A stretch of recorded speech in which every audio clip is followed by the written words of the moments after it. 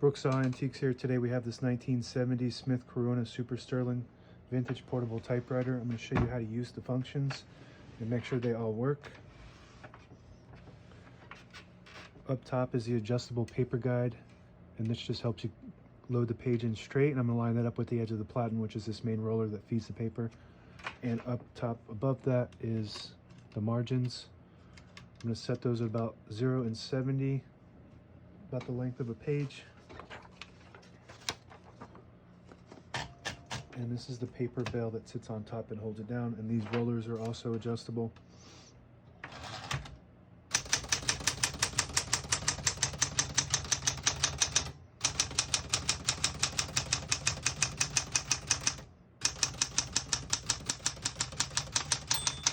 Once you hear the bell, you're at the end of the margin. You hit this line space, gets you back to the beginning, and skips 1, 2, or 3. Right now we have it on single, but if you want double, you just flip the switch back to the 2, it skips 2.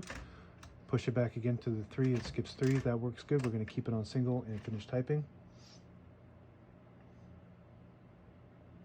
I actually have another line there from a previous type, so I'm just going to skip a few more lines.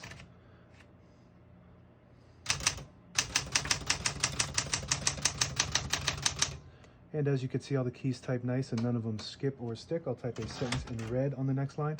Switch from black to red. There's a switch on the right side here. Flip it down to that red square. It prints the bottom portion of the ribbon.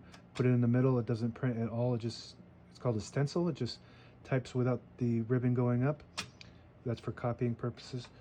And if you go all the way up, it prints the top portion of the ribbon. So we're going to do the red for now.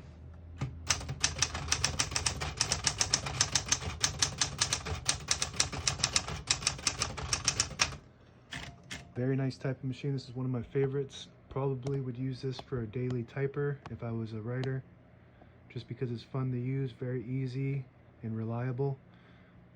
So the two bottom lines are the ones that I typed just now, and the top line too. And the middle line was one from the same typewriter, but just earlier when I was testing. To pull the page out easy, there's a switch on the right side here. You just flip it to the front and it unlocks the rollers underneath the platen, allowing you to pull the page out easy or load thicker paper like carbon copy or cardstock. Make sure you flip that back before you load the next page, or else it won't load correctly. Backspace on the left side looks great. A shift on each side and a shift lock on the left. To clear that, just hit the shift button again. Touch control on the top left, low, medium, and high. The farther down you go, the more tension there is when you hit the keys. For more advanced typers, and farther up you go, you don't have to hit them as hard, but they don't respond as fast. So I like it on low because I'm used to typing on a computer. I'm going to switch the right switch back up to black so we print the top portion of the ribbon. Open the hood. All the brand new ribbons loaded on the left side, so it's pulling to the right. You can hear the clicks when I turn it. And to switch the direction, you just push this little switch on the right side where my thumb, or on the left side where my thumb is. You push it back and it'll start pulling to the left.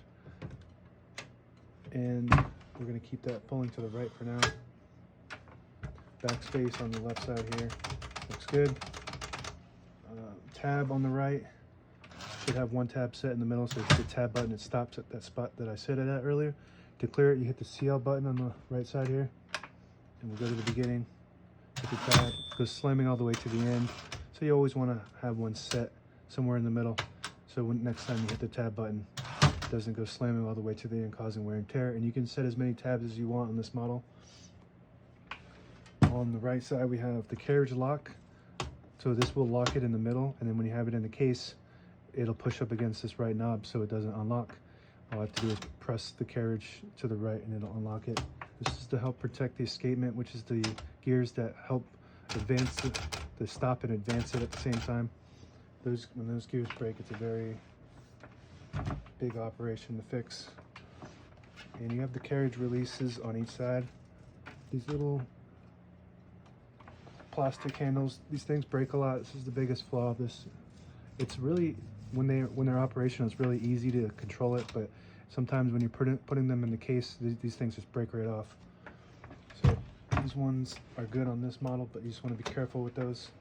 And if you push in the button at the end of the knob here, it'll disable the spacing so you can get to an exact spot on the page. When you have it unpushed, each one of those clicks is one space. And the same concept when you have this lever, push down right here. It's right inside. Push it down and it just disables it completely. And you push it back up. Each one of those clicks is one space, and that's it. Now available on eBay or Etsy. Search Brooksaw Antiques.